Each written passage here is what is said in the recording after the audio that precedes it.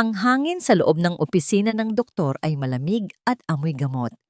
Bawat tunog, ang mahinang pag-ikot ng bentilador sa kisame, ang pagpatak ng ulan sa salamin ng bintana, ang sarili niyang mabigat na paghinga ay tila isang dagundong sa pandinig ni Ara. Nakaupo siya sa tapat ng lamesa ni Dr. Alcaraz. Ang mga kamay ay magkayakap sa ibabaw ng kanyang kandungan, nanginginig. Napakatahimik ng doktor. Masyadong matagal na itong nakatitig sa mga papel na hawak na para bang may hinahanap siyang mga salita na hindi niya matagpuan. At sa bawat segundong lumilipas, nararamdaman ni Ara ang unti-unting paninikip ng kanyang dibdib. Doc, basag niya sa katahimikan. Ang boses ay garalgal. Ano po ba talaga ang sakit ni Gia? Kanina pa po ako nag-aalala.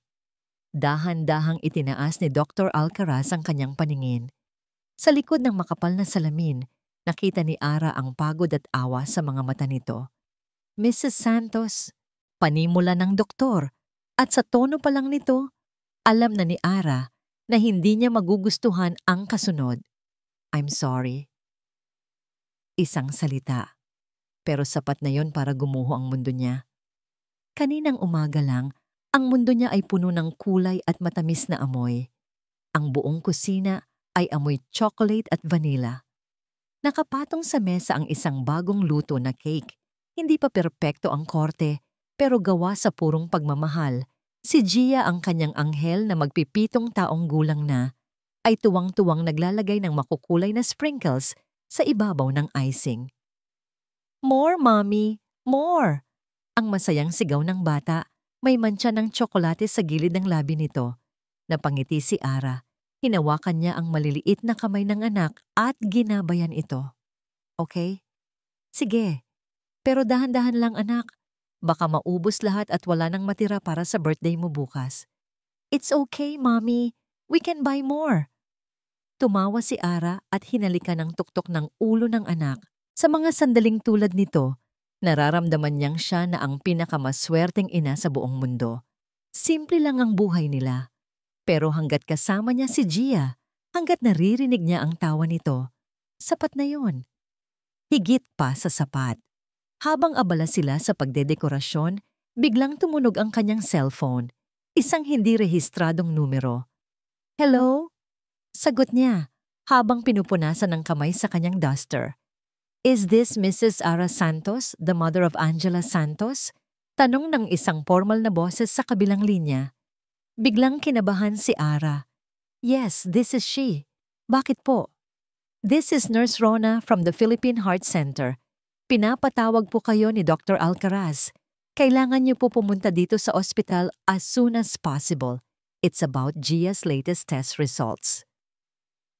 Ang saya sa kusina ay biglang naglaho. Napalitan ng isang nakakabinging kaba.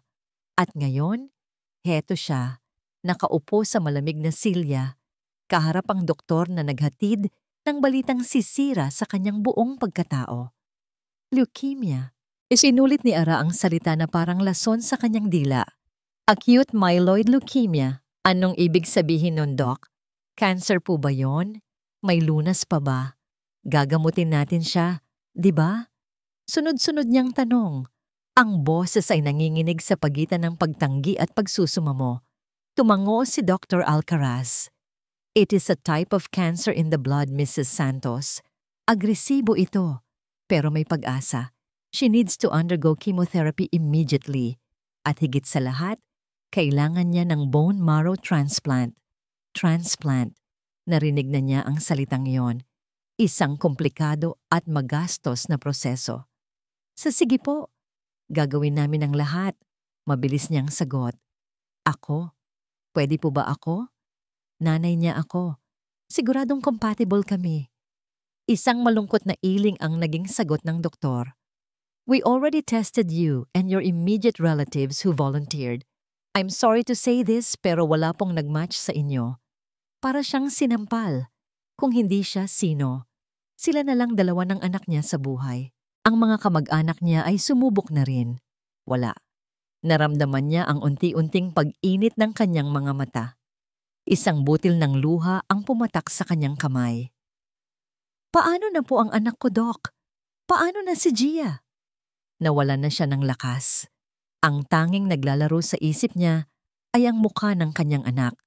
Ang ngangiti nito, ang mga mata nitong kumikinang, ang tawa nitong musika sa kanyang pandinig.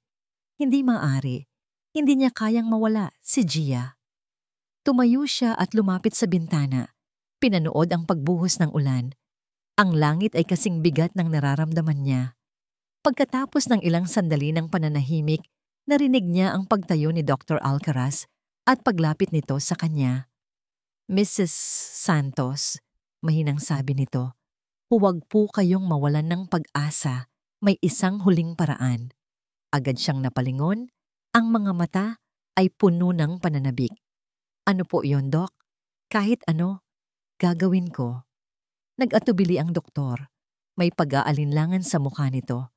May isang huling pag-asa, Mrs. Santos. Naghahanap kami sa National Bone Marrow Donor Registry at may nakita kaming isang potensyal na donor. Isang perfect match. Isang bugso ng pag-asa ang bumuhay sa nanlalamig niyang katawan. Sa sino po? Nasaan siya? Kakausapin ko po siya. Luluhuran ko kung kailangan. Muling nagbaba ng tingin si Dr. Alcaraz. Tila pinipili ng mabuti ang mga salita. Tumingin ito sa kanya na may halong awa at pag-aalala. Pero, nag-antay si Ara. Ang salitang yon ay nakabitin sa hangin. Puno ng bigat at agam-agam. Ang pag-asa sa kanyang dibdib ay biglang hinaluan ng takot. Pero ano po, Doc? Ang salitang pero ay nakabitin sa hangin. Mabigat at puno ng pagbabanta. Hinawakan ni Ara ang laylayan ng kanyang damit. Ang puso niya'y kumakabog na parang gustong kumawala sa kanyang dibdib. Anumang pag-asa na nagsimulang sumibol sa loob niya ay biglang natuyo, napalitan ng pamilyar na takot. Pero ano po, Doc? Pilit niyang itinuloy. Ang boses ay halos isang pabulong na lang. Huminga ng malalim si Dr. Alcaraz. Ang pangalan ng donor sa registry. Medyo pamilyar. Galing din sa records ng ospital noong isinilang si Gia. Tinitigan siya ng doktor ng diretso sa mata. Ang ama ng bata. Siya ang perfect match, Mrs. Santos. At pagkatapos ay binigkas nito ang pangalan. Marco Reyes. Para siyang binuhusan ng nagyayelong tubig. Marco Reyes. Ang pangalan ay gumuhit din sa hangin at sumaksak sa puso niya na parang isang matalim na punyal. Biglang bumalik ang lahat. Ang mga alaala na pilit niyang ibinaon sa pinakamalalim na bahagi ng kanyang isipan ay biglang umagos pabalik, malinaw at masakit. Isang gabi, halos 8 taon na ang nakalipas. Bumubuhos din ang ulan, katulad ngayon. Nakatayo si Marco sa may pintuan, bit-bit ang isang maleta. Hindi siya makapaniwalang nakikita ang eksenang yon. Saan ka pupunta, Marco? Huwag mo namang gawin to. Pagmamakaawa niya, ang mga luha ay humahalo sa pawis sa kanyang noo. Hinihimas niya ang kanyang tiyan na nooy nagdadalang tao kay Gia. Hindi ko na kaya, Ara. Malamig na sabi nito. Hindi man lang makatingin sa kanya. Kailangan kong umalis para sa sarili ko. Paano kami? Paano ang anak natin? Humahagulgol niyang tanong. Isang matagal na katahimikan. At pagkatapos, ang mga salitang bumasag sa lahat ng natitirang pag-asa niya. Hindi ko na alam, Ara. Bahala na kayo. Pagkatapos ay tumalikod na ito at lumakad palayo sa ilalim ng ulan. Iniwan siyang wasak at nag-iisa. Hindi, mariing-iling ni Ara na nagpabalik sa kanya sa kasalukuyan. Ang sakit ng kahapon ay naging galit sa ngayon. Hindi po. Imposible. Maghanap po kayo ng iba. Kahit sino.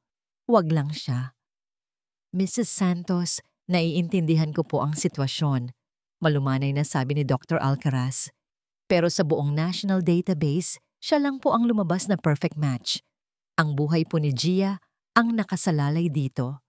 Buhay ni Gia. Ang mga salitang yon ay umalingaw-ngaw sa kanyang isipan. Ang kanyang galit ay unti-unting nilalamon ng isang mas malaking damdamin. Ang desperasyon. Pag-uwi niya ng bahay ng gabing iyon, nadatnan niya ang kanyang ina, si Aling Tasing, na nagbabantay sa apo. Sinalubong siya nito ng isang mahigpit na yakap. Sa bisig ng kanyang ina, tuluyan ng bumuhos ang lahat ng luhang pinigilan niya. Anak, anong sabi ng doktor? Nag-aalalang tanong ni Aling Tasing. Ikinuwento niya ang lahat tungkol sa leukemia, sa transplant at sa nag-iisang donor. Nang banggitin niya ang pangalan ni Marco, nakita niya ang pagbabago sa mukha ng ina mula sa awa, naging gulat at pagkatapos ay isang malalim na pag-intindi. Nanay, hindi ko po kaya, umiiyak na sabi ni Ara. Pagkatapos ng lahat ng ginawa niya sa atin, paano ko siya haharapin? Paano ko hihingin ang tulong ng taong tumalikod sa amin? Hinaplos ni Aling Tasing ang kanyang buhok. Ara anak, tumingin ka sa akin. Inangat nito ang kanyang mukha. Naiintindihan ko ang galit mo. Naiintindihan ko ang sakit. Pero sa pagkakataong ito, hindi na yan ang mahalaga. Wala nang puwang ang pride, Ara. Buhay ni Gia ang nakataya.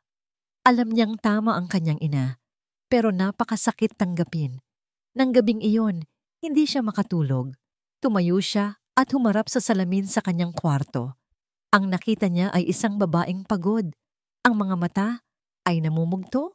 Ang muka ay guhit-guhit ng pag-aalala. Kaya mo to, Ara. Bulong niya sa sariling refleksyon. Para kay Gia, maging matatag ka.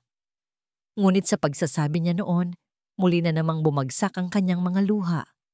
Ang kirot ng pag-abandona, ang hirap ng pagpapalaki kay Gia nang mag-isa, ang lahat ng sakripisyo, bumalik lahat iyon, at ang bigat ay halos magpaguho sa kanya.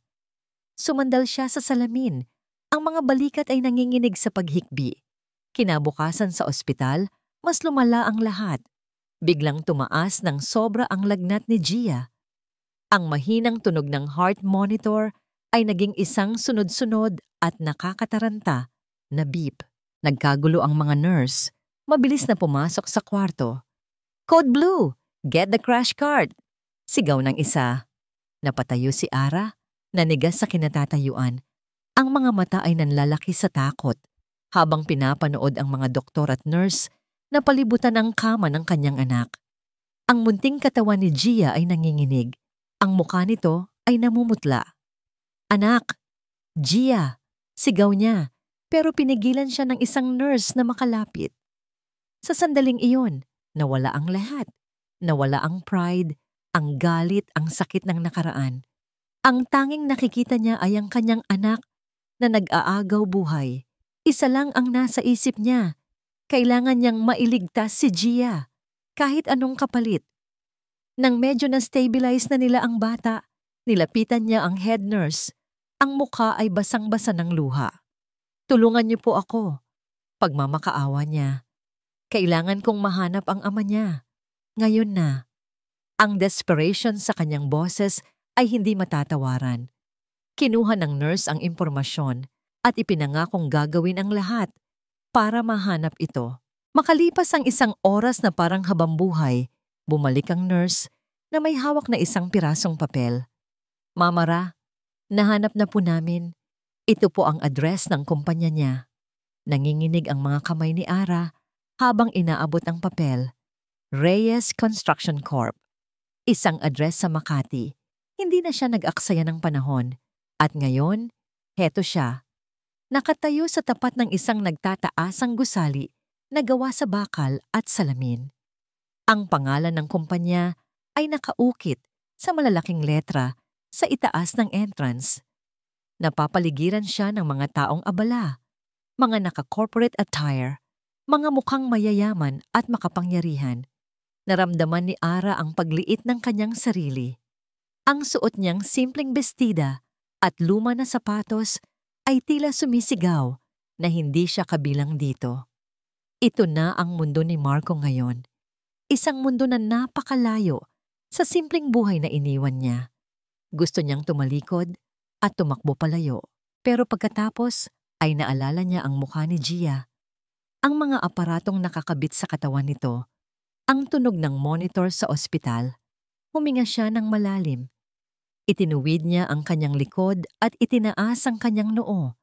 Piniga niya ang hawak na papel sa kanyang kamay na para bang kumukuha ng lakas mula rito.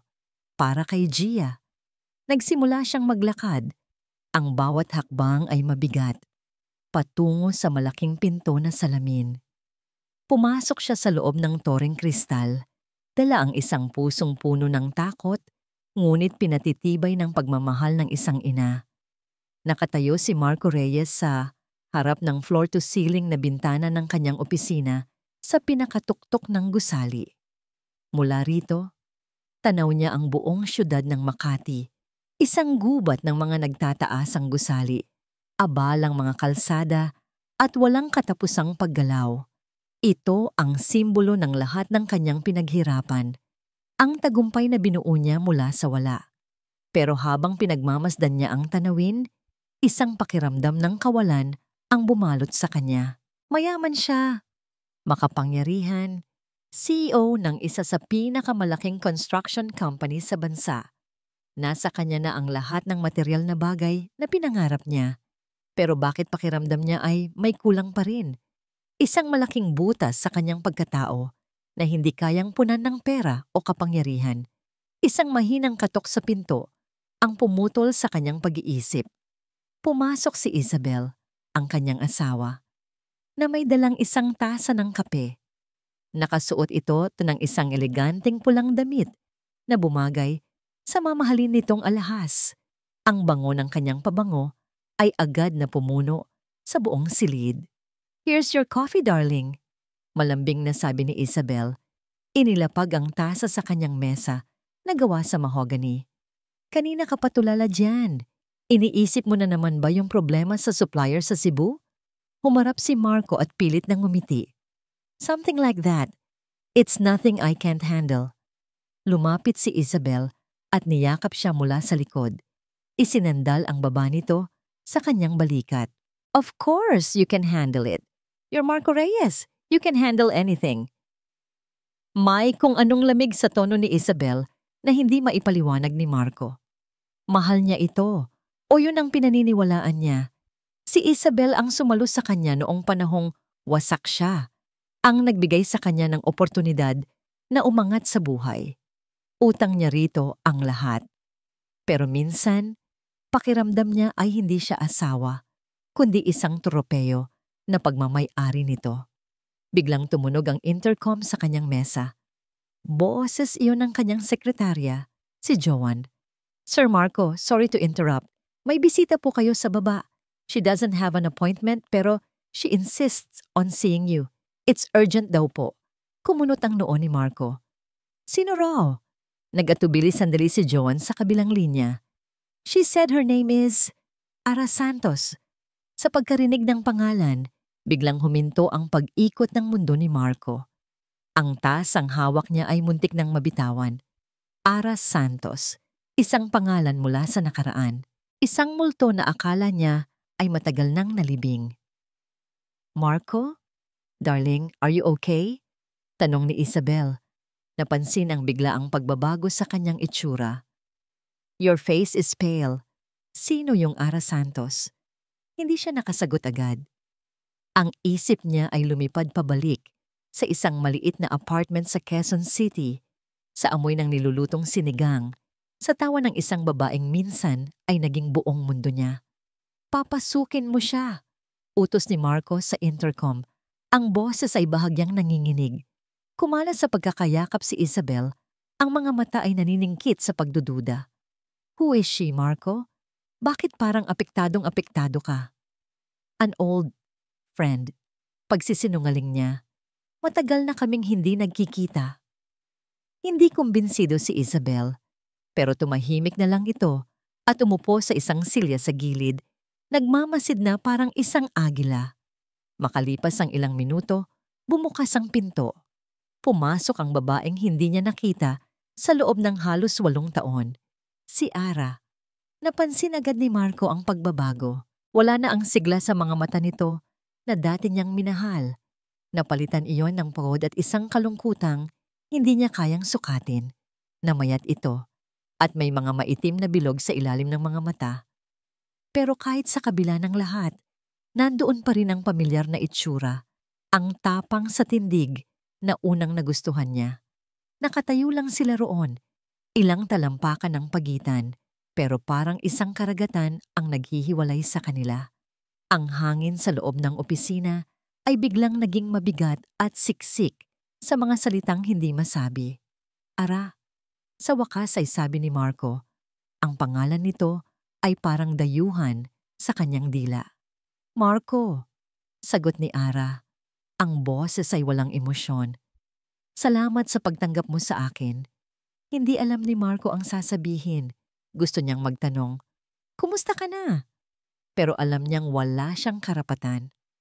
Gusto niyang humingi ng tawad, pero alam niyang huli na ang lahat. Bago pa man siya makapagsalita, tumayo si Isabel at lumapit sa kanila. Isang perpektong ngiti ang nakapaskil sa mukha. Hi, I'm Isabel, Marco's wife. Pakilala nito. Inilahad ang kamay kay Ara. You must be the old friend. Pasensya ka na. Hindi ka nababanggit sa akin ni Marco. May diin sa huling mga salita. Isang malinaw na mensahe ng pagmamay-ari. Tinanggap ni Ara ang kamay ni Isabel, pero ang mga mata niya ay nakatuon pa rin kay Marco. May kailangan lang akong sabihin sa kanya. Isang bagay na napaka-importante. Oh, of course, anything that's important to Marco's friends is important to me. Sagot ni Isabel, hindi umaalis sa tabi ni Marco. Inilagay nito ang kamay sa braso ng asawa. We're a team, after all. Naramdaman ni Marco ang tensyon. Si Ara, na desperadong may gustong sabihin. Si Isabel, na hindi aalis at gustong marinig ang lahat. At siya, na nasa gitna ng dalawang babae. Ang nakaraan na pilit niyang tinakbuhan at ang kasalukuyan na kanyang binuo. Ara, umupo ka muna. Alok ni Marco. Itinuro ang silya sa harap ng kanyang mesa. Anong maitutulong ko sa'yo? Huminga ng malalim si Ara. Nakita ni Marco ang panginginig ng mga labi nito. Si Gia. Panimula niya. Gia, ang pangalan ng anak nila. Ang anak na hindi man lang niya nakita. May sakit siya, Marco. Malubha. Kailangan niya ng tulong mo. Sa mga sandaling iyon, ang lahat ng ingay sa paligid ay naglaho. Ang tanging naririnig na lang ni Marco ay ang malakas na kabog ng sarili niyang puso. Isang ritmo ng pagsisisi at takot.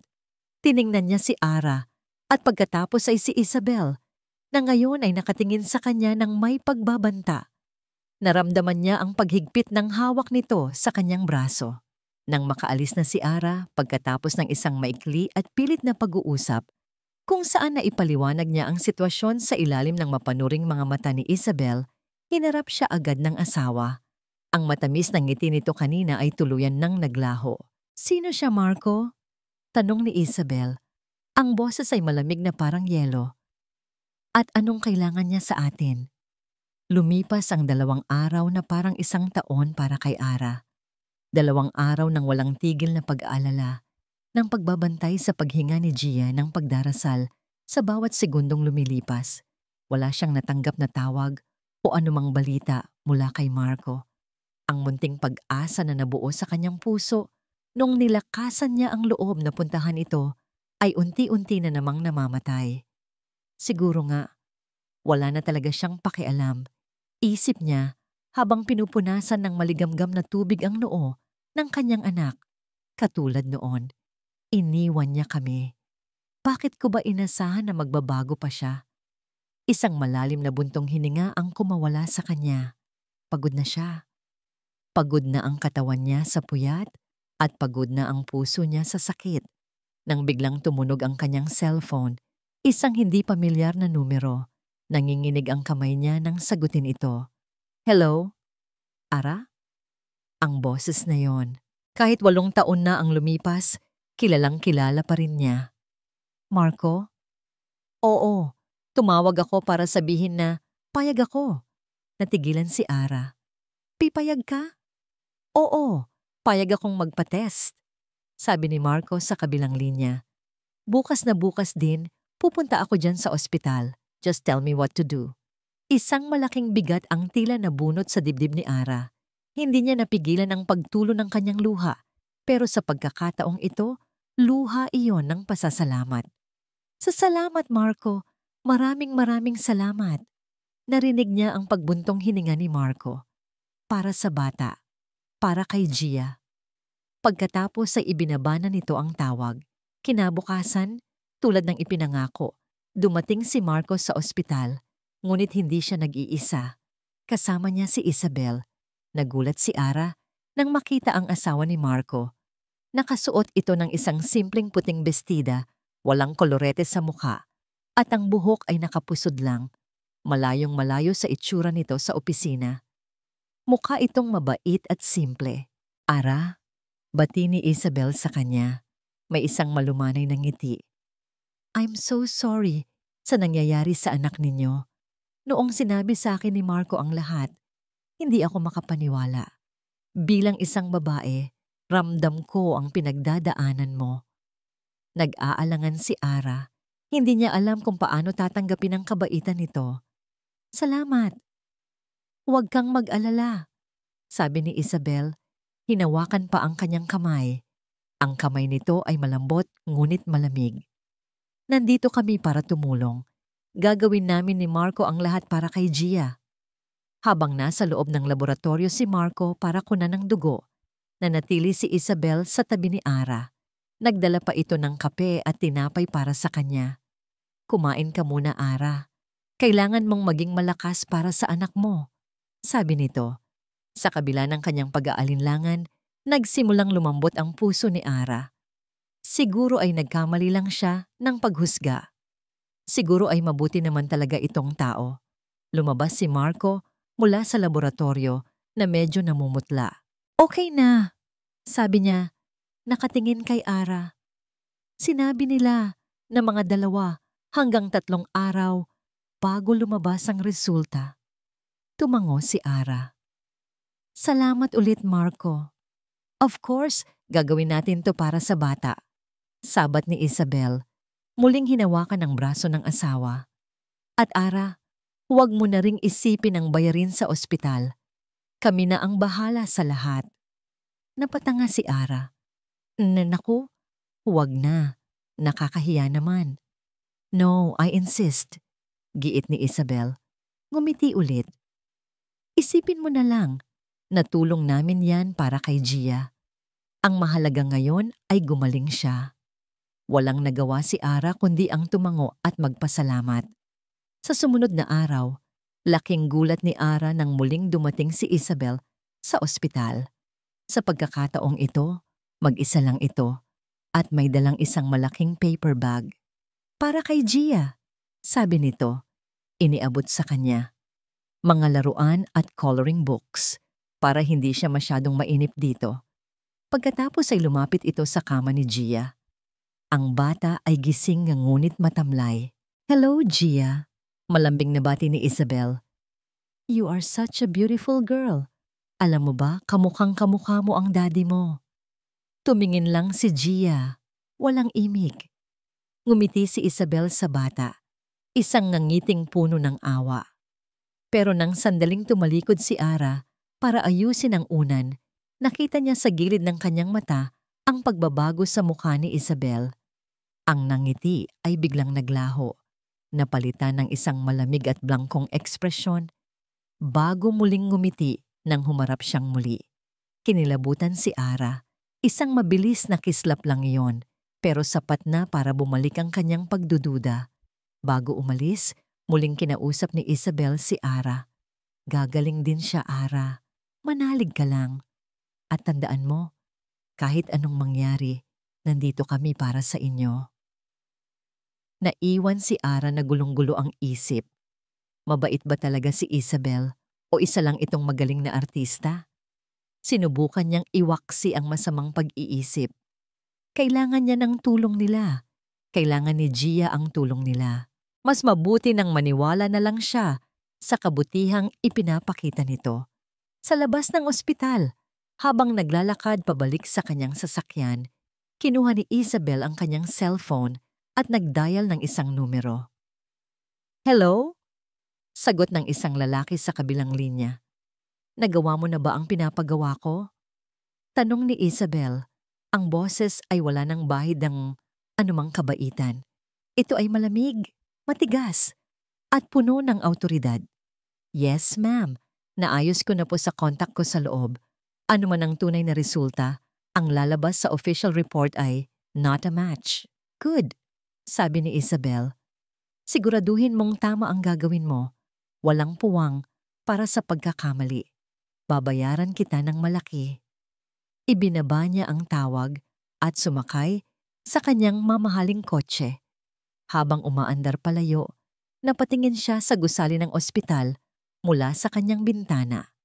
Isang mapait na ngiti ang gumuhit sa kanyang mga labi. "Pag-asa?" Isip niya. "Bibigyan ko kayo ng pag-asa at ako rin mismo ang babawi nito sa inyo."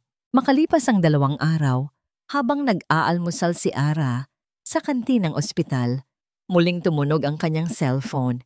Si Marco ang tumatawag. Agad niyang sinagot. Ang puso ay puno ng pag-asa at kaba. "Marco, may resulta na ba?" Narinig niya ang isang mabigat na paghinga mula sa kabilang linya. Pagkatapos ay nagsalita si Marco. Ang boses ay basag at puno ng sakit. "Ara, I'm so sorry. Negative ang resulta." Ang cellphone ay dumulas mula sa nanginginig na kamay ni Ara at bumagsak sa sahig. Ang lahat ng kulay sa paligid niya ay tila naglaho. Ang ingay ng kantin ay naging isang malayong ugong. Ang tanging naririnig na lang niya ay ang tunog ng pagguho ng kanyang huling pag-asa. Ang 3 salitang iyon, negative ang resulta, ay paulit-ulit na tumatakbo sa isip ni Marco na parang sirang plaka. Pagkatapos niyang ibaba ang tawag kay Ara, ibinato niya ang kanyang cellphone sa malambot na sofa. Napasabunot siya sa sariling buhok. Isang malalim na pakiramdam ng kabiguan at pagkakasala ang lumalamon sa kanya. Bakit? Ito na sana ang pagkakataon niya. Ang pagkakataon na kahit paano ay makabawi sa 8 taon ng pagkukulang. Ang pagkakataon na gawin ang tama para sa anak na hindi man lang niya nakilala. Pero kahit iyon ay ipinagkait pa sa kanya. "Darling, are you okay?" Pumasok si Isabel sa kanyang study. Dala-dala ang isang baso ng mamahaling wine. Lumapit ito at inabot sa kanya. "I heard you on the phone. Yan na ba ang resulta?" Tanong nito. Ang boses ay puno ng pakikiramay.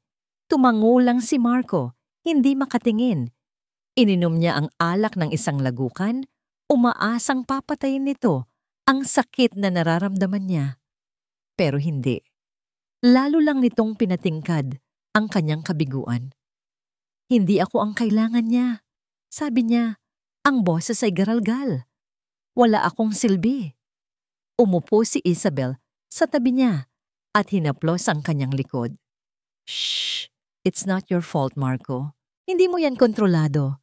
Siguro ito talaga ang plano ng tadhana." May kung anong mali sa mga salitang yon. "Plano ng tadhana?" Ulit niya. May bahid ng sarkasmo. "Isabel, isang bata ang nag-aagaw buhay. Anong klaseng tadhana yan?" Niyakap siya ni Isabel ng mahigpit. I know. It's cruel. Pero wala tayong magagawa kundi tanggapin. We did our part. We tried to help. Ngayon, siguro ang kailangan nating gawin ay ipagdasal na lang sila at mag-focus sa sarili nating buhay. Habang nakayakap ito, may naramdamang kakaiba si Marco. Ang yakap ay tila hindi nag-aalo, kundi nagkukulong. Ang mga salita ay tila hindi nagpapagaan ng loob, kundi nagbibigay ng isang madaling paraan para tumakas muli sa responsibilidad. Kinagabihan, hindi siya mapakali. Nagpaalam siyang pupunta sa bar para magpalamig.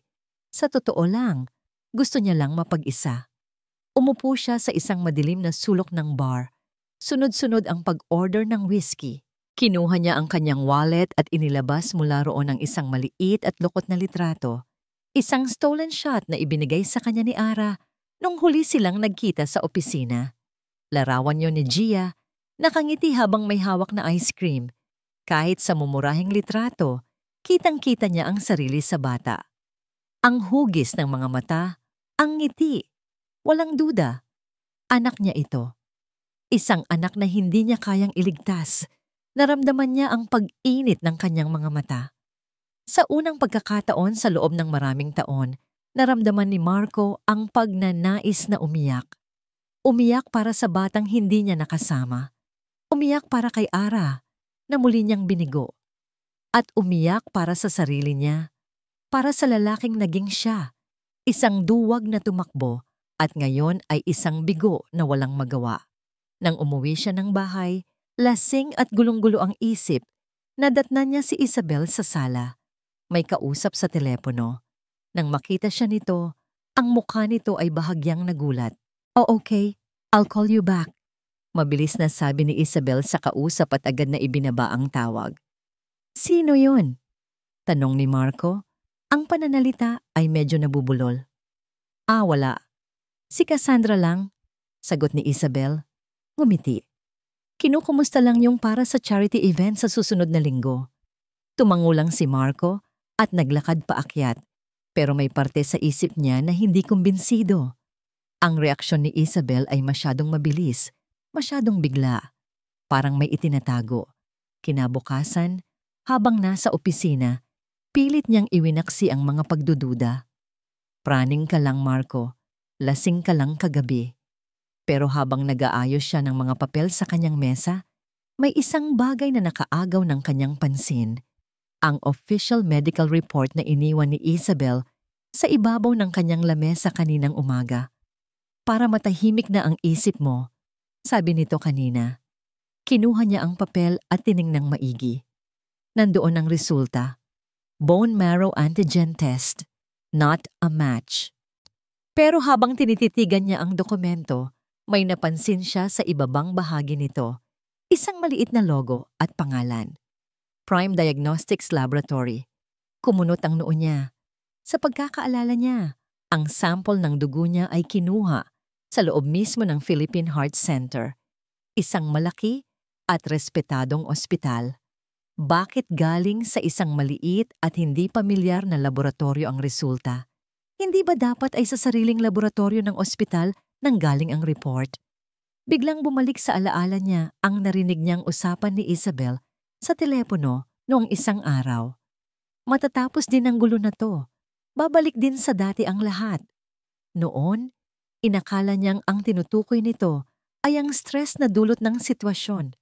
Pero ngayon, paano kung may iba itong ibig sabihin? Paano kung ang gulo na tinutukoy nito ay ang biglaang paglitaw ni Ara at Gia sa buhay nila? Isang malamig na kaba ang gumapang sa kanyang buong katawan. Imposible. Hindi iyon magagawa ni Isabel. Mahal siya nito. Pero ang mga maliliit na piraso ng palaisipan ay nagsimulang magkabit-kabit sa kanyang isipan. Ang biglaang pagbaba ng telepono, ang kakaibang laboratorio, ang pilit na pagpapakalma sa kanya. Natanggapin na lang ang sitwasyon. Tiningnan niyang muli ang medical report. Ang papel na hawak niya, na siyang naghatid ng hatol ng kabiguan sa kanya, ay bigla niyang pinagdudahan. Isinilid niya ang report sa kanyang briefcase. May kailangan siyang gawin. Kailangan niyang malaman ang totoo. Kahit ano pa man iyon, kinuha niya ang kanyang susi ng kotse at mabilis na lumabas ng opisina. Hindi pinapansin ang tawag ng kanyang sekretarya. Habang naglalakad siya sa pasilyo, iisa lang ang nasa isip niya. Hindi siya maaaring mabigo ulit. Hindi sa pagkakataong ito. Nagmaneho si Marco nang hindi alam kung saan eksaktong pupunta. Ang tanging malinaw sa kanya ay hindi siya maaaring umuwi. Hindi pa. Hindi habang ang isip niya ay sinasalakay ng libo-libong tanong at pagdududa. Bigla niyang naalala ang pangalan ng isang malaking ospital sa Quezon City, isa sa mga kakumpetensya ng Heart Center. Mabilis niyang inikot ang manibela at tinahak ang daan patungo roon. Kung mayroon mang isang bagay na natutunan niya sa mundo ng negosyo, iyon ay ang kahalagahan ng pagkakaroon ng pangalawang opinyon. Pumasok siya sa St. Luke's Medical Center, maingat na nakasuot ng salamin at baseball cap para hindi siya makilala. Lumapit siya sa information desk. Miss, saan po dito pwedeng magpa-bone marrow antigen test? Tanong niya sa babaeng naka-uniforme. Yung rush po sana, kahit magkano ang bayad. Nagawa niyang makakuha ng schedule sa loob ng 1 oras habang kinukunan siya ng dugo sa pangalawang pagkakataon sa loob ng 1 linggo. Isang kakaibang determinasyon ang kanyang naramdaman. Wala nang sakit, wala nang pagsisisi. Napalitan iyon ng isang matinding pangangailangan na malaman ang katotohanan. Sinabi sa kanya na bukas pa ng hapon makukuha ang resulta. Habang naglalakad siya palabas ng ospital, kinuha niya ang kanyang cellphone at nag-dial ng isang numero na matagal na rin niyang hindi natatawagan. Hello? Sino to? Sagot ng isang pamilyar na boses. Rick, si Marco to, sabi niya. Narinig niya ang pag-ubo sa kabilang linya. Marco Reyes. Wow. Ang CEO. Anong himala at napatawag ka, pre? Si Rick ang kanyang matalik na kaibigan noong college. Isang computer genius na ngayon ay may-ari na ng isang maliit pero matagumpay na IT and cybersecurity firm. Sila ang laging magkasama noon bago pa man pumasok sa eksena si Isabel at ang magulo niyang nakaraan. Pre, kailangan ko ng tulong mo. Isang malaking pabor. Seryosong sabi ni Marco. Ikinuwento niya ang lahat, maliban sa personal na detalye tungkol kay Ara at Gia. Sinabi lang niya na may pinaghihinalaan siyang medical report na peke. Binigay niya ang pangalan ng Prime Diagnostics Laboratory. Prime Diagnostics? Ulit ni Rick sa kabilang linya. Naririnig ni Marco ang pagtipa nito sa keyboard. Sandali, hahanapin ko, okay? Registered siya as a small private lab. Pero, teka, interesting to. Anong interesting? Ang major stakeholder ng laboratory na to ay isang holding company. At ang holding company na yan, pagmamay-ari ng Gonzales Group of Companies. Gonzales, ang apelyido ni Isabel, para siyang sinuntok sa sikmura. Ang hinala niya ay nagsisimula nang magkaroon ng matibay na pundasyon. Pre, may isa pa, dugtong ni Rick. Medyo out of topic, pero naaalala mo ba noong panahong down na down ka? Yung mga panahong bago ka umalis papuntang Amerika kasama si Isabel? Naaalala mo yung mga ebidensya na pinakita mo sa akin? Natahimik si Marco. Oo, naaalala niya. Ang mga litrato ni Ara na may kasamang ibang lalaki. Ang mga screenshot ng text messages na tila patunay ng pagtataksil nito. Iyon ang mga bagay na tuluyang sumira sa kanya, ang nagtulak sa kanyang iwan ang lahat. Oo, naalala ko. Mahinang sagot niya. Pre, naisip ko lang, sabi ni Rick. Ang tono ay nag-aalangan. Yung mga litratong yun, kahit baguhan sa Photoshop, kayang gawin yun ngayon. Noong mga panahong yun, medyo bago pa ang technology. Pero ngayon, sa isang tingin ko lang, malalaman ko kung peke o hindi. Bakit bigla mo na lang pinaniwalaan lahat ng yun noon nang walang pagdududa? Ang tanong ni Rick ay parang isang dagitab na gumising sa isang parte ng utak ni Marco na matagal nang natutulog. Bakit nga ba? Dahil ba wasak na wasak siya noon? Dahil ba ang nagpresenta ng mga ebidensya ay si Isabel, ang babaeng sumalo sa kanya, ang babaeng pinagkatiwalaan niya? Marco? Andyan ka pa ba? Oo, pre. Andito pa. Sagot ni Marco. Ang boses ay halos hindi marinig. Rick, may ipapadala ako sa'yo. Mga lumang files. Pakicheck mo kung totoo sila. Sige pre, send mo lang. Para sa'yo. Walang problema. Pagkababa niya ng tawag, nanginginig siyang sumakay sa kanyang kotse. Nagmaneho siya papunta sa kanyang private office, isang maliit na espasyo na hiwalay sa bahay nila ni Isabel, kung saan niya itinatago ang mga personal at lumang gamit. Binuksan niya ang isang luma at maalikabok na laptop. Pagkatapos ng ilang pagsubok, nabuksan niya ito. Nandoon pa rin ang folder. Ang folder na may pangalang Ang katotohanan, nandoon ang mga litrato. Si Ara, masayang nakangiti habang may kaakbay na lalaki sa isang park. Si Ara nasa loob ng isang coffee shop, nakikipagtawanan sa lalaki ring iyon. At ang mga text messages, mga mensahe ng landian at pagtataksil na galing daw sa cellphone ni Ara. Noon, ang bawat isang file sa folder na ito ay parang isang saksak sa kanyang puso. Pero ngayon, habang tinititigan niya ang mga ito, sa unang pagkakataon, tiningnan niya ang mga ito hindi bilang isang nasaktang kasintahan, kundi bilang isang investigador. Napansin niya ang kakaibang anino sa leeg ni Ara sa isang litrato, ang pagkakapixelated ng gilid ng buhok nito, ang font sa text messages na tila hindi tugma sa itsura ng mga lumang telepono noon, ang mga bagay na hindi niya napansin noon dahil bulag siya sa sakit at galit. Nanginginig ang mga kamay niya habang isinasalin ang mga files sa isang USB drive at ipinapadala ito sa secure email ni Rick. Habang naghihintay, pakiramdam niya ay para siyang isang kriminal na naghihintay ng hatol. Dalawang katotohanan ang nakataya, ang katotohanan tungkol sa kalusugan ng kanyang anak at ang katotohanan tungkol sa pundasyon ng buong buhay na binuo niya sa loob ng 8 taon. Alinman sa dalawa, alam niyang hindi na siya magiging parehong tao pagkatapos nito. Maya-maya pa, sabay na nag-vibrate ang kanyang cellphone. 2 mensahe. Ang una, isang text mula sa St. Luke's.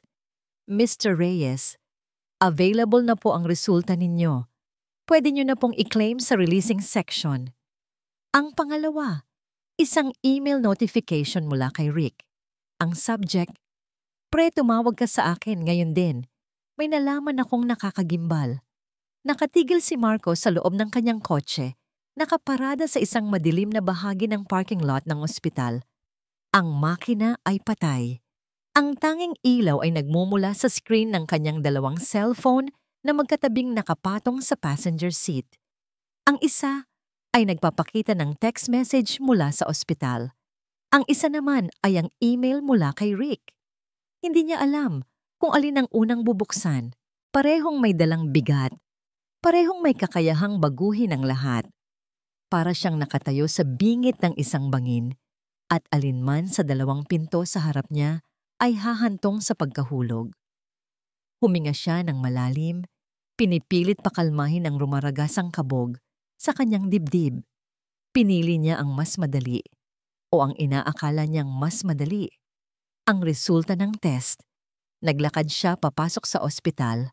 Ang bawat hakbang ay parang may pabigat. Iniabot niya ang kanyang claim stub sa babae sa releasing section. Kinuha nito ang isang brown envelope at ibinigay sa kanya. "Thank you, sir," sabi ng babae. Hindi pinapansin ang pamumutla at panginginig ng mga kamay niya. Hindi na niya hinintay na makabalik sa kotse. Sa isang sulok ng hallway, nanginginig niyang binuksan ang envelope. Inilabas niya ang isang pirasong papel. Ang mga mata niya ay mabilis na hinanap ang pinakamahalagang mga salita.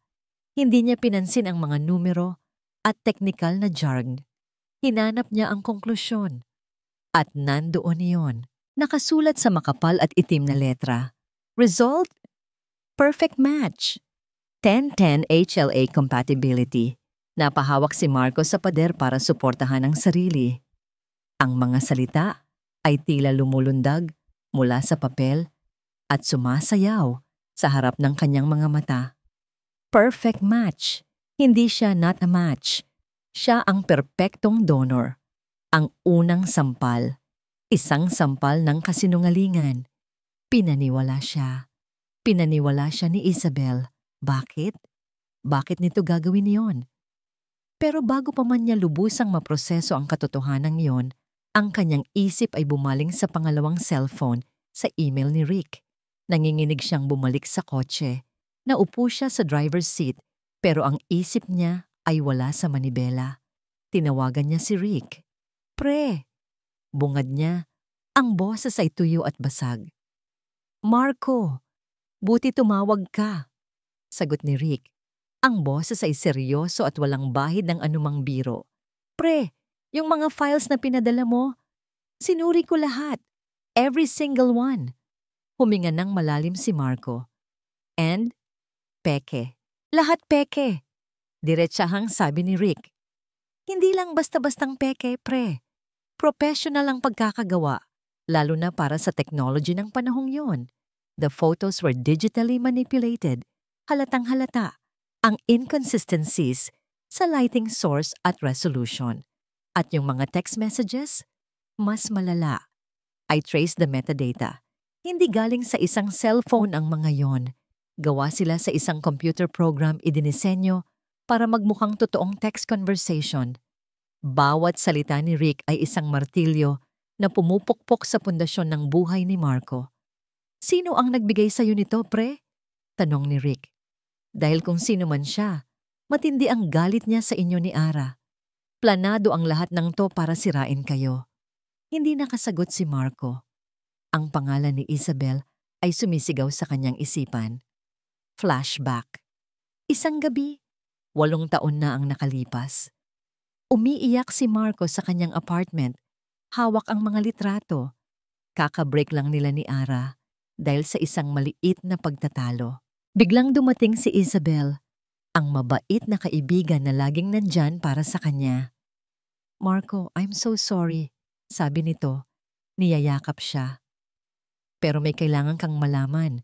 Matagal ko na tong gustong sabihin sa'yo, pero ayokong masaktan ka.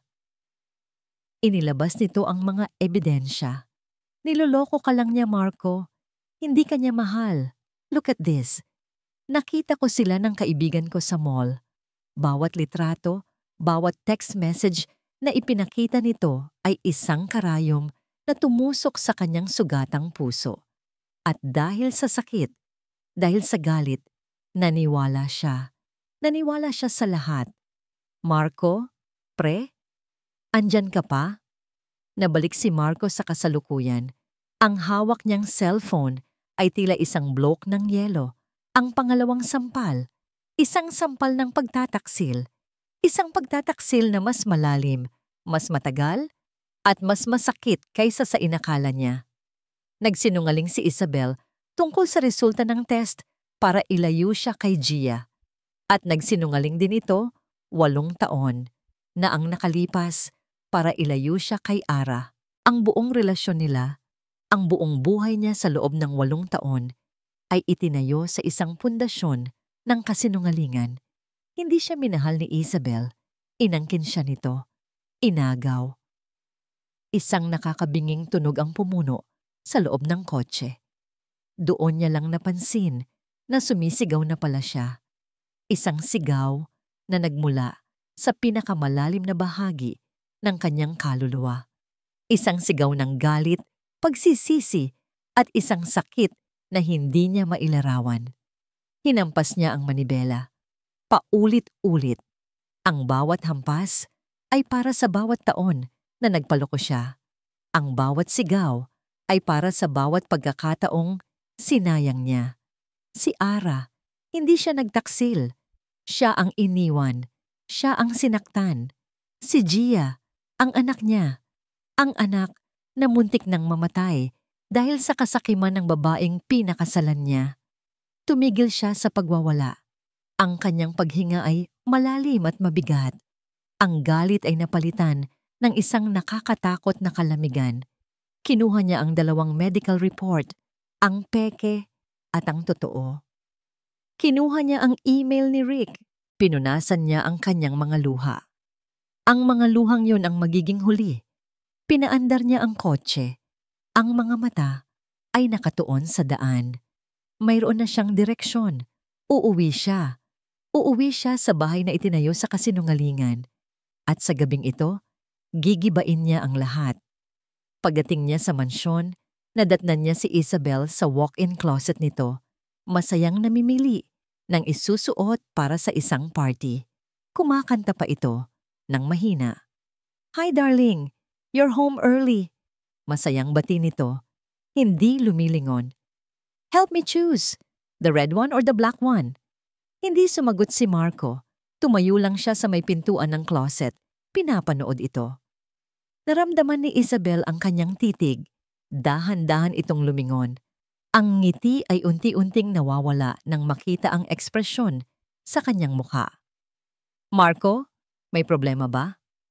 Tinitigan niya ito. Ang babaeng minahal niya, pinagkatiwalaan, pinakasalan. Ngayon, ang nakikita na lang niya ay isang halimaw na nakasuot ng magandang damit. Lumapit siya ng dahan-dahan, ang muka ay walang emosyon. Isang katahimikang mas nakakatakot kaysa sa anumang sigaw. Isabel, sabi niya, ang boses ay kalmado ngunit may nakatagong panganib. Mag-usap tayo. Ang hangin sa loob ng kwarto sa ospital ay tila mas mabigat kaysa dati. Ang tanging maririnig ay ang mahina at ritmikong pag-beep ng monitor na nakakabit kay Gia, isang tunog na naging sentro na ng mundo ni Ara. 2 araw na ang lumipas mula noong tawag ni Marco. 2 araw ng pagtangis sa katotohanang kahit ang huling pag-asa nila ay naglaho na. Ang bawat pag-beep ng monitor ay hindi na tunog ng buhay para kay Ara, kundi isang paalala ng paubos na oras. Lalong nanghina si Gia ang lagnat. Lagnat nito ay pabalik-balik. Ang dating mamula-mulang pisngi ay napalitan ng isang maputlang kulay na nagpapakita ng bawat ugat sa ilalim ng balat nito. Madalas na itong tulog at kahit gising, ang mga mata nito ay bahagya lang bumubukas. Mommy, mahinang tawag ni Gia. Ang boses ay parang isang bulong. Agad na lumapit si Ara sa kama at hinawakan ang kamay ng anak. Yes, baby? Anong kailangan mo? Read! Story! Kinuha ni Ara ang isang lumang libro ng mga fairy tale, ang paborito ni Gia. Binuksan niya ito sa pahina ng Cinderella. Okay anak, makinig ka ha?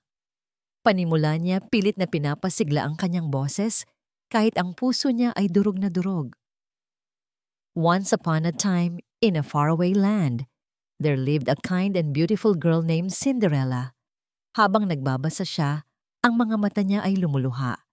Nagbabasa siya ng isang kwento tungkol sa mahika, sa mga pangarap na natutupad at sa isang happily ever after, habang ang sarili niyang mundo ay gumuho at wala ng pag-asang maayos pa.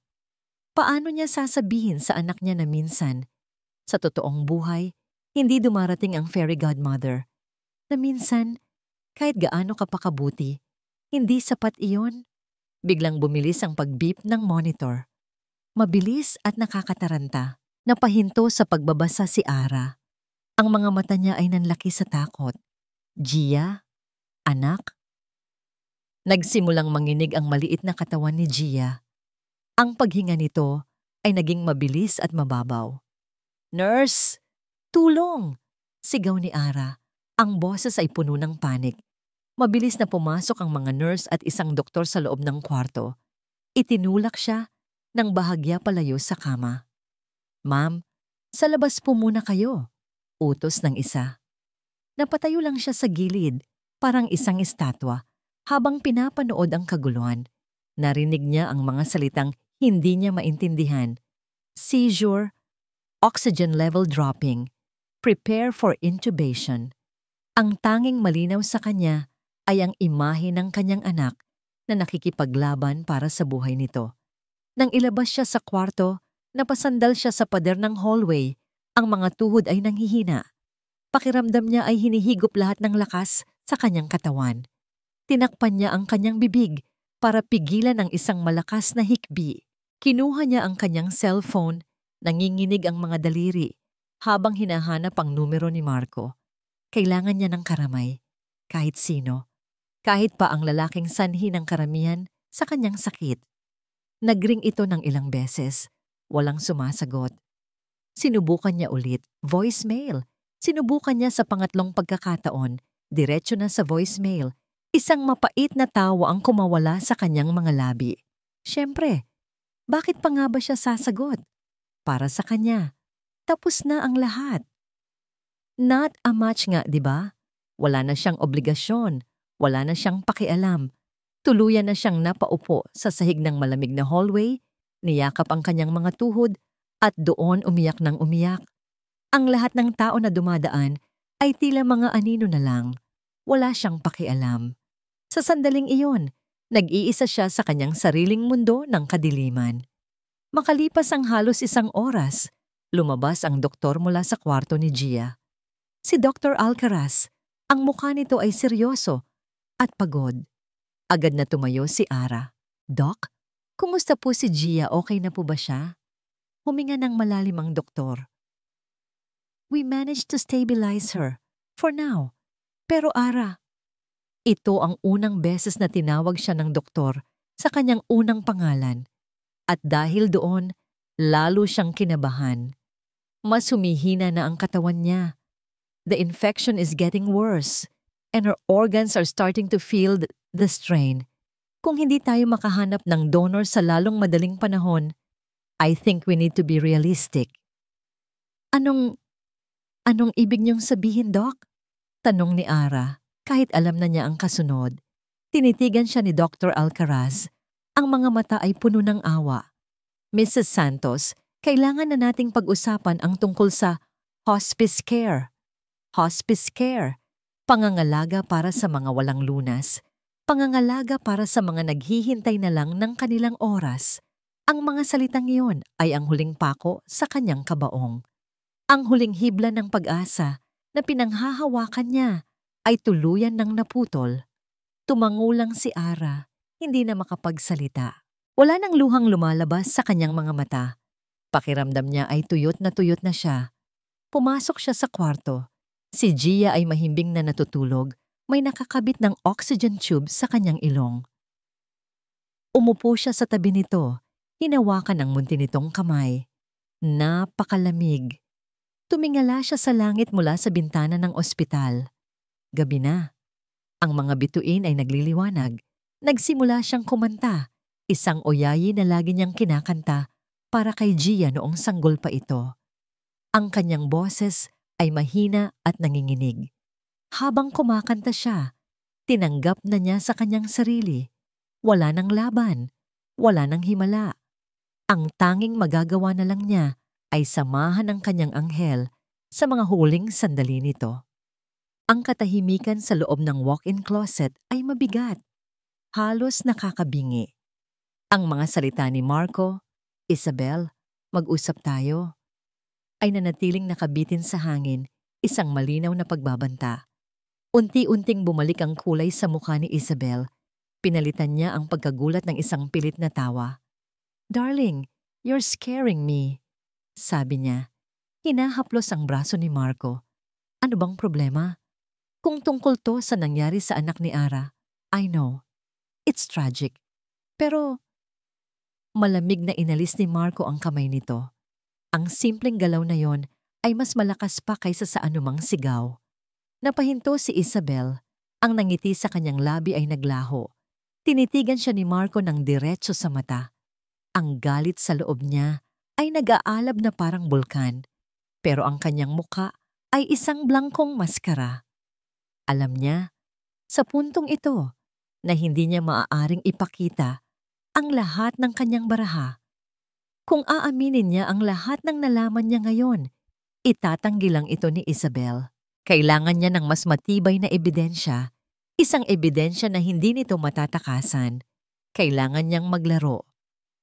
Hindi, sabi ni Marco. Pilit na pinapalambot ang kanyang boses. Hindi iyon.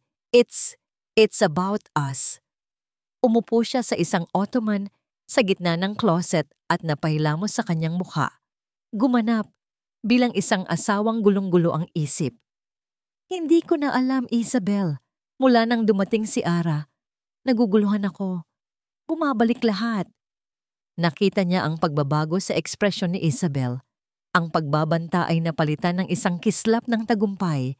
Ito ang inaasahan nitong reaksyon, ang inaakala nitong kahinaan niya. Oh, Marco! Lumapit ito at lumuhod sa harap niya. I told you. She will bring nothing but trouble. Kalimutan mo na sila. Tayo ang mahalaga. Ang pamilya natin. Tumango si Marco, nagpapanggap na sumasang-ayon. Tama ka. Siguro kailangan ko lang ng oras. Masyado akong na-stress sa lahat ng ito. Of course, sabi ni Isabel, hinahaplos ang kanyang pisngi. Rest, I'll take care of everything. Ako ang bahala. Nang gabing iyon, sa unang pagkakataon, sa loob ng maraming taon, natulog sila sa iisang kama na may hindi nakikitang pader sa pagitan nila. Nagpanggap si Marco na tulog, ngunit ang kanyang mga pandama ay gising na gising. Hinihintay niya ang kanyang pagkakataon. Nang marinig niya ang malalim at pantay na paghinga ni Isabel, dahan-dahan siyang bumangon. Kinuha niya ang cellphone nito mula sa bedside table. Buti na lang, alam niya ang password. Sa loob ng banyo, mabilis niyang sinuri ang mga tawag at mensahe. Burado na ang lahat ng kahinahinala. Matalino si Isabel, malinis magtrabaho, pero alam ni Marco na ang lahat ng digital na transaksyon ay nagiiwan ng bakas. Gamit ang isang special software na ininstall niya kanina lang sa sarili niyang telepono, mabilis niyang na-clone ang SIM card data ni Isabel. Pagkatapos ay isinaksak niya ang isang maliit, halos hindi mapansing device, isang audio bug, sa ilalim ng bedside table, sa gilid na malapit kay Isabel. Bumalik siya sa kama, ilang minuto bago mag-alarm ang orasan. Kinabukasan ang lahat ay tila bumalik sa normal. Nag-almusal sila ng sabay. Nagpaalam siya papuntang opisina. I have a board meeting today. Baka gabihin ako. Paalam niya. Hinalikan ito sa pisngi. Ang halik ay malamig at walang buhay. Okay, darling. Take care. I love you. I love you too. Pagsisinungaling niya. Sa buong araw, hindi siya nagpunta sa opisina. Nasa private office siya, kasama si Rick. Sinusubaybayan nila ang lahat ng galaw sa telepono ni Isabel. Bingo! Sabi ni Rick. Itinuturo ang screen. Tumawag siya sa isang unregistered number. I'm tracing it now. Sa pamamagitan ng bug na itinanim ni Marco, malinaw nilang narinig ang usapan. Hello? Sabi ni Isabel sa kabilang linya. Ma'am? Sagot ng isang lalaking kinakabahan. Gusto ko lang i-confirm. Sigurado kang walang nakakaalam ng transaksyon natin? Walang anumang paper trail na mag-uugnay sa akin dyan sa laboratorio mo? Wala po, ma'am. Malinis po ang pagkakagawa. Cash po ang bayaran at yung kausap nyo sa ospital, tao ko po yon. Ako lang po ang nakakaalam na kayo ang nag-utos. Good. Siguraduhin mo lang yan. Dahil kung may mangyaring masama, malalaman mo kung sino ako. Opo, ma'am. Makakaasa po kayo. Ibinaba ni Isabel ang tawag. Nagkatinginan si Marco at Rick. Ang usapan ay isang malinaw na pag-amin. I got him, sabi ni Rick. Na-trace ko ang lokasyon ng kausap niya at nakuha ko na rin ang bank records ng laboratorio. May malaking cash withdrawal a few days ago. It matches. I record mo lahat yan, Rick. Compile everything. Kailangan ko ng isang airtight na kaso laban sa kanya. Habang abala si Rick sa pag-compile ng ebidensya, napatingin si Marco sa kanyang telepono. Maraming missed calls, lahat galing sa iisang numero. Ang numero ni Ara. Hindi niya sinagot ang mga ito, hindi dahil sa ayaw niya, kundi dahil sa takot. Takot na baka sa isang salita lang niya, masira ang lahat ng kanyang plano. Takot na baka marinig niya sa boses nito ang sakit na siya mismo ang may kagagawan. Pero hindi niya na kayang tiisin. Tinawagan niya ang nanay ni Ara. Aling Tasing? Si Marco po ito. Marco! Sagot ng matanda. Ang boses ay puno ng panik. Nasaan ka ba? Kanina pa kita tinatawagan. Biglang kinabahan si Marco. Bakit po? Anong nangyari? Si Gia. Isinusugod siya sa ICU. Critical daw ang lagay. Bilisan mo, iho. Pumunta ka dito. Sa isang iglap, nawala ang lahat ng plano, ang maingat na pagkalkula, ang malamig na galit. Ang natira na lang ay ang purong takot ng isang ama, ang kanyang anak. Ang kanyang anak ay mamamatay. Papunta na ako. Sigaw niya. mabilis na kinuha ang kanyang susi. Pre, saan ka pupunta? Tanong ni Rick. Sa ospital. Si Gia. Teka, paano si Isabel? Ang plano? To hell with the plan. Sigaw ni Marco. Kailangan ako ng anak ko. Ang sahig ng ospital ay hindi pa kailanman naging ganito kahaba para kay Marco. Bawat hakbang niya ay isang karera laban sa oras. Tinatakbo niya ang hallway, binabangga ang mga taong nakakasalubong, hindi pinapansin ang kanilang mga reklamo. Ang tanging naririnig niya ay ang malakas na pagpintig ng kanyang puso at ang mga salita ni Aling Tasing na umuulit-ulit sa kanyang isipan. Si Gia! Kritikal daw ang lagay. Mula sa malayo, natanaw na niya ang pamilyar na silweta ni Ara. Nakasandal ito sa pader sa labas ng mga salaming pinto ng ICU. Ang muka ay nakasubsob sa kanyang mga palad. Ang buong katawan nito ay nanginginig sa pag-iyak. Sa tabi nito, ang ina nitong si Aling Tasing na siyang unang nakakita sa kanya. Marco! Napatingala si Ara. Ang mga mata nito ay namumugto at puno ng kawalan ng pag-asa. Nang makita siya nito, ang kalungkutan sa mukha nito ay nahaluan ng galit. Anong ginagawa mo dito? Tanong ni Ara. Ang boses ay mahina ngunit matalim. Para ano pa? Para tingnan ang ginawa mo? Umalis ka na. Wala ka nang babalikan dito. Bawat salita ay parang isang sampal kay Marco, pero tinanggap niya ang lahat. Karapatan nitong magalit. Hindi siya nagsalita. Sa halip lumapit siya. Kinuha niya mula sa kanyang coat ang isang folder. Ang folder na naglalaman ng lahat. Nanginginig niyang iniabot ito kay Ara. Ara, tingnan mo to. Please. Tiningnan lang ni Ara ang folder na may pagkasuklam. Ano yan? Pera? Hindi ko kailangan ng pera mo.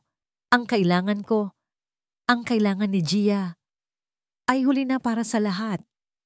Hindi, giit ni Marco. Ang boses ay nagmamakaawa. Hindi pera yan. Buksan mo. Para kay Gia. Dahil sa pagbanggit sa pangalan ng anak, tila nagkaroon ng epekto. Nag-aalangan man, kinuha ni Ara ang folder. Binuksan niya ito. Ang unang papel na nakita niya ay isang medical report mula sa St. Luke's Medical Center.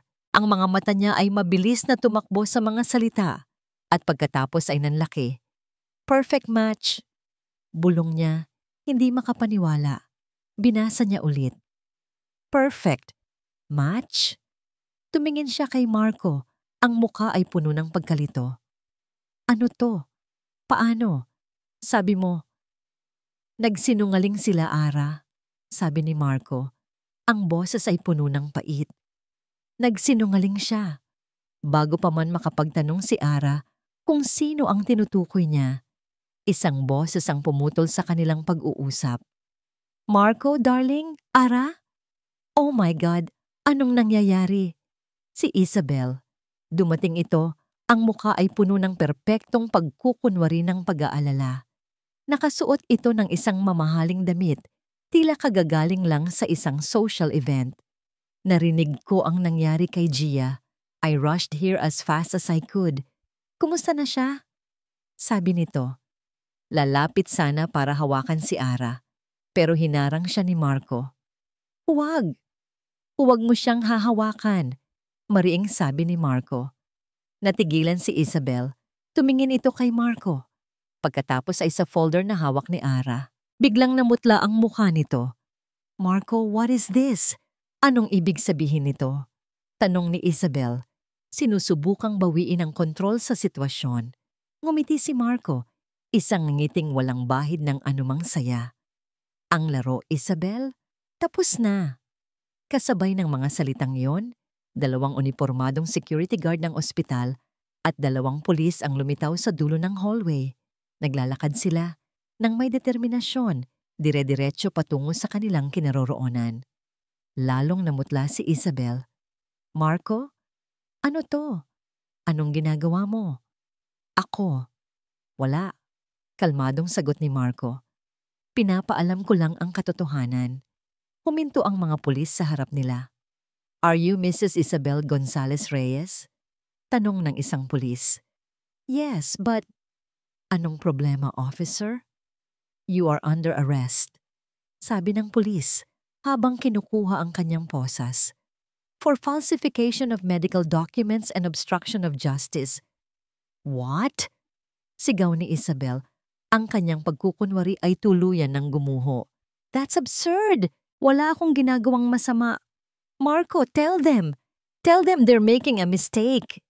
Tinitigan lang siya ni Marco. Ang mga mata ay malamig na parang yelo. "You have the right to remain silent. Anything you say can and will be used against you in a court of law." Habang binabasa ng pulis ang kanyang mga karapatan, nagwala si Isabel. "Hindi! Bitiwan niyo ako. Kasinungalingan yan. Walang makakapagpatunay niyan. Marco, darling, tulungan mo ako." Pero huli na ang lahat. Ipinosas ang kanyang mga kamay sa kanyang likuran. Ang babaeng palaging perpekto at kontrolado ay ngayoy nagmumukhang desperado at talunan. Habang hinihila siya palayo ng mga pulis, napatingin siya kay Ara. Ang mga mata ay nag-aapoy sa galit. Ikaw ang may kasalanan ng lahat ng to. You bitch! Sisirain ko ang buhay mo. Napaurong si Ara, takot at gulat sa biglaang pagbabago ng pangyayari. Ang lahat ay tila isang masamang panaginip. Sa gitna ng lahat ng kaguluhan, ang mga sigaw ni Isabel, ang mga bulungan ng mga osisero, ang tunog ng radyo ng mga pulis. Biglang bumukas ang pinto ng ICU. Lumabas si Dr. Alcaraz. Ang muka ay pagod, ngunit may bahid ng pag-asa. "Nag-stabilize na siya," sabi ng doktor, hapo ngunit malinaw. "Pero kailangan nating isagawa ang transplant sa lalong madaling panahon. We bought her some time, pero hindi magtatagal yon." Tumingin ang doktor kay Marco. Ang mga mata ay seryoso. "Handa ka na ba, Mr. Reyes?" Hindi na kailangan pang sumagot ni Marco. Ang determinasyon sa kanyang mga mata ay sapat ng kasagutan. Ang waiting area sa labas ng operating room ay malamig at tahimik. Ang tanging maririnig lang ay ang mahinang ugong ng aircon at ang pabalik-balik na lakad ni Marco sa kahabaan ng pasilyo. Si Ara na naman ay nakaupo sa isang silya. Ang mga kamay ay magkalapat na parang nagdarasal. Ang mga mata ay nakapikit. Ilang oras na silang ganito. Si Gia ay nasa loob na ng operating room, sumasailalim sa bone marrow transplant. Si Marco, pagkatapos kunan ng bone marrow kaninang umaga, ay pinilit na manatili sa labas para hintayin ang resulta. Sa kabila ng payo ng mga doktor na magpahinga, hindi sila nag-uusap.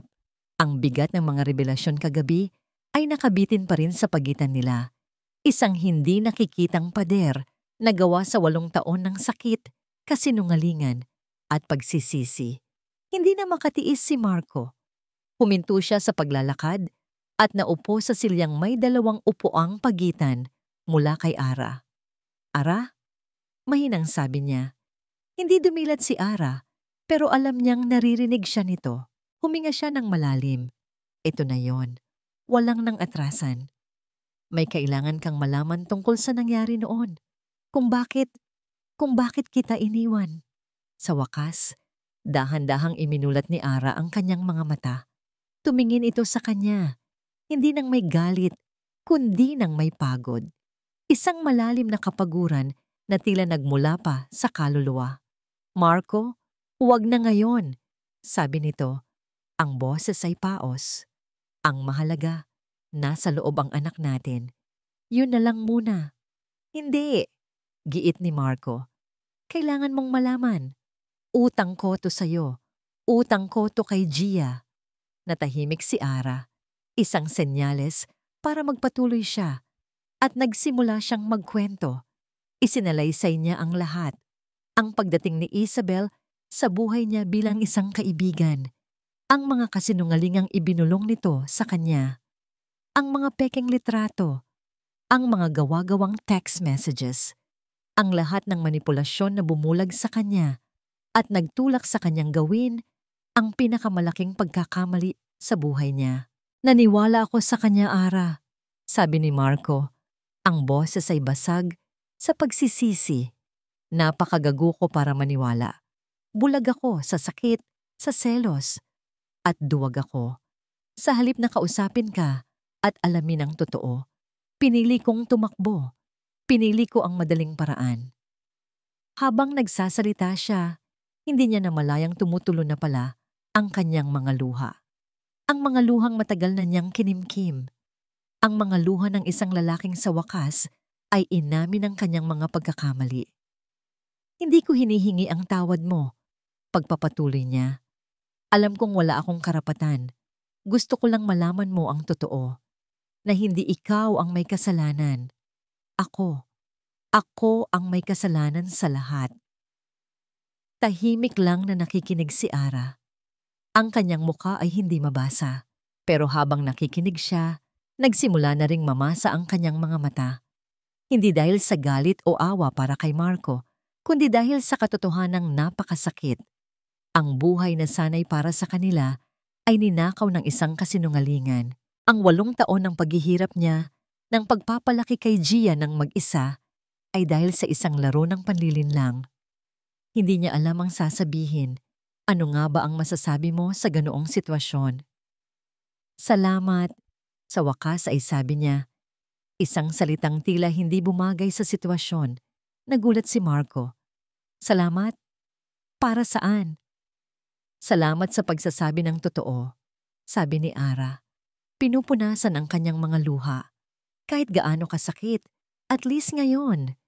Malinaw na ang lahat. Pagkatapos noon, muling bumalot ang katahimikan. Pero sa pagkakataong ito, iba na. Ang pader sa pagitan nila ay nagsimulang magkaroon ng mga lamat. Hindi pa ito tuluyang gumuho, pero mayroon ng daanan ng liwanag. Maya-maya pa, ang pulang ilaw sa itaas ng pinto ng operating room ay namatay. Sabay silang napatayo. Bumukas ang pinto at lumabas ang isang pagod, ngunit nakangiting si Dr. Alcaraz. Tinanggal nito ang kanyang surgical mask. The surgery was a success. Ang 4 na salitang yon ay ang pinakamagandang musikang narinig ni Ara at Marco sa buong buhay nila. Napasandal si Ara sa pader, ang mga tuhod ay tuluyan ng nanghina sa ginhawa. Si Marco naman ay napahawak sa balikat ng doktor. Salamat, Doc. Maraming salamat. Si Mr. Reyes ang dapat ninyong pasalamatan, sabi ng doktor. Tinapik ang balikat ni Marco. At syempre, ang anak ninyo. She's a fighter. Makalipas ang ilang araw, inilipat na si Gia sa isang private recovery room. Ang operasyon ay matagumpay, pero ang susunod na mga linggo ay critical pa rin. Kailangang tanggapin ng katawan niya ang bagong bone marrow. Isang hapon, dahan-dahang iminulat ni Gia ang kanyang mga mata. Agad na lumapit si Ara. Anak, baby, gising ka na. Tumingin si Gia sa paligid. Medyo nalilito pa. Ang unang nakita niya ay ang pamilyar at mapagmahal na mukha ng kanyang ina.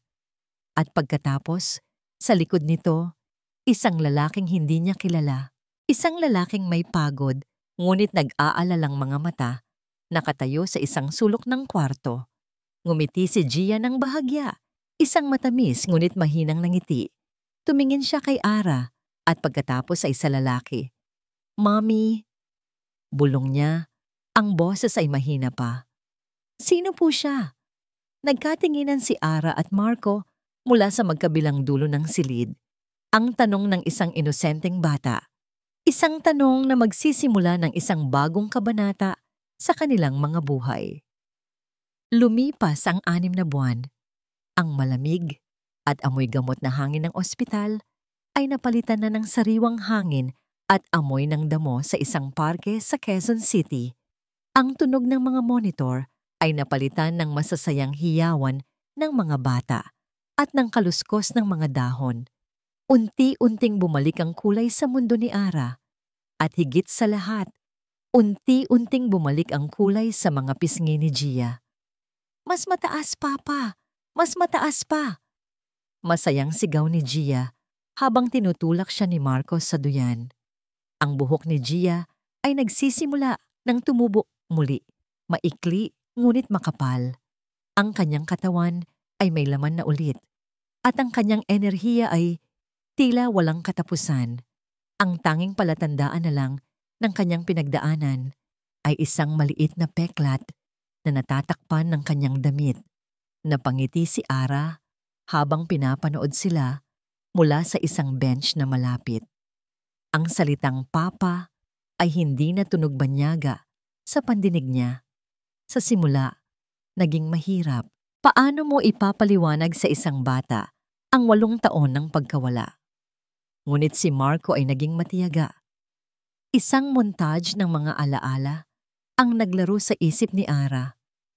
Ang unang araw pagkatapos magtanong ni Gia, lumuhod si Marco sa tabi ng kama. "Ako ang papa mo, Gia," sabi niya. Ang boses ay puno ng emosyon at nangangako ako. Mula ngayon, hinding-hindi na kita iiwan. Ang mga sumunod na linggo ng recovery. Si Marco, matiyagang nagbabasa ng mga kwentong pambata hanggang sa makatulog si Gia. Si Ara, naghahanda ng masusustansyang pagkain habang si Marco ang nagpapakain sa bata.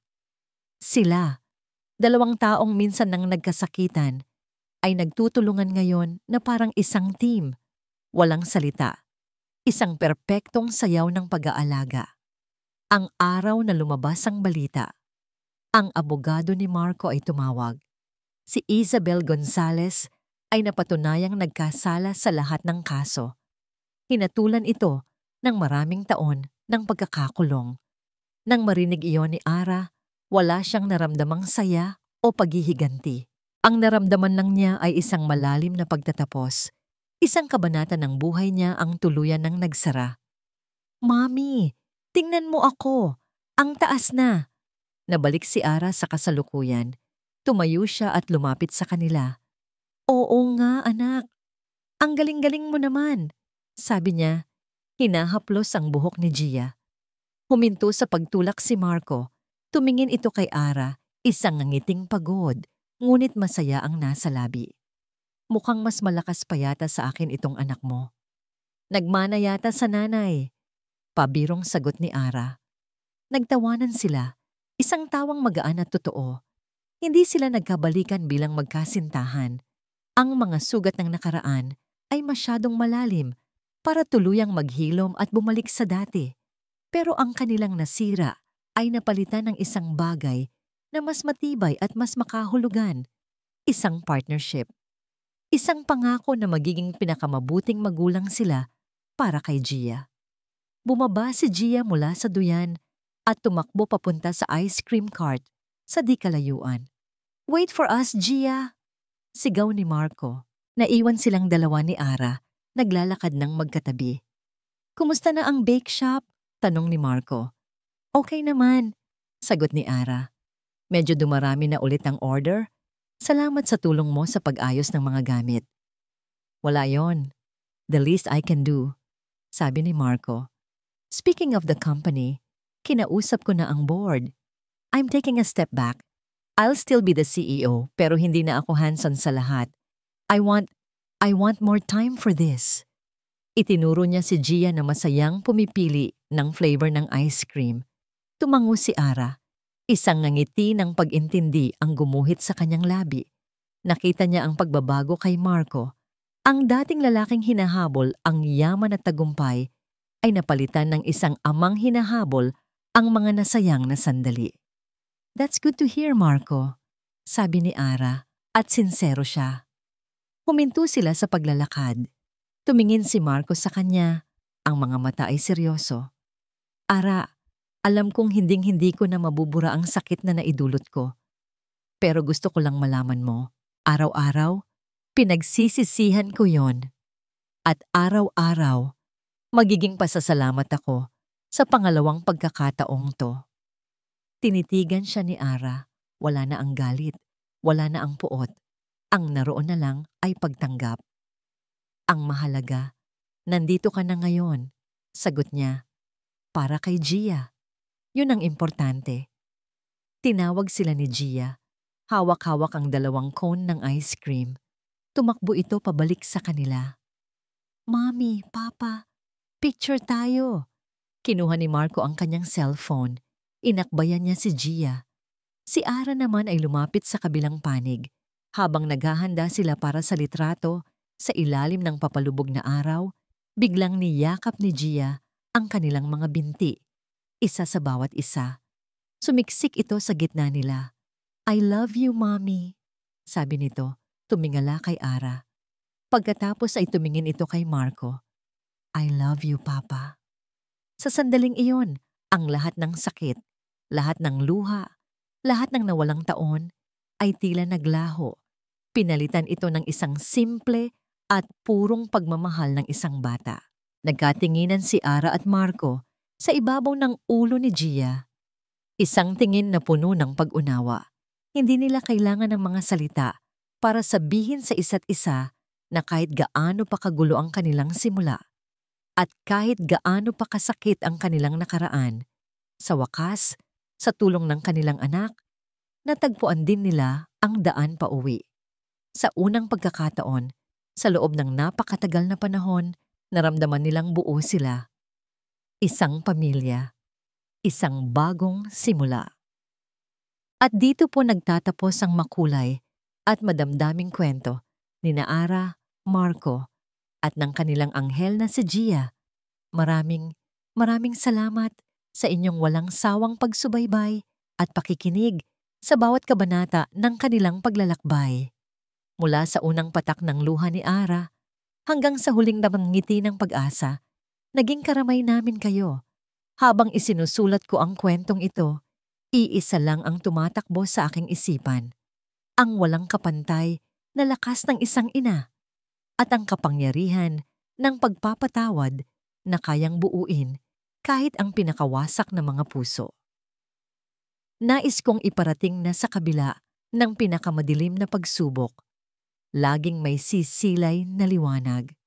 At ang liwanag na yon ay madalas nating natatagpuan sa pagmamahal.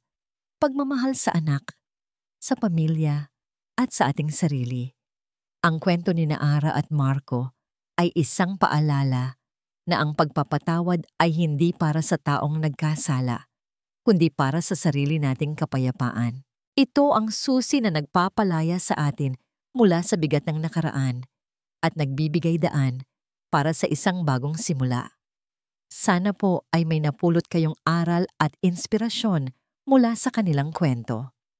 Ngayon, nais ko namang marinig ang inyong saloobin. Ano ang pinakapaborito ninyong eksena? Anong aral ang pinakanagmarka sa inyong puso?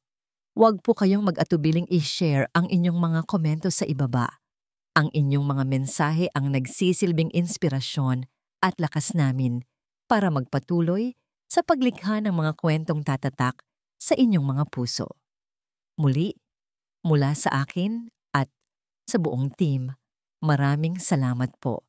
Hanggang sa susunod nating kwentuhan. Nagmamahal, Love Kilig TV.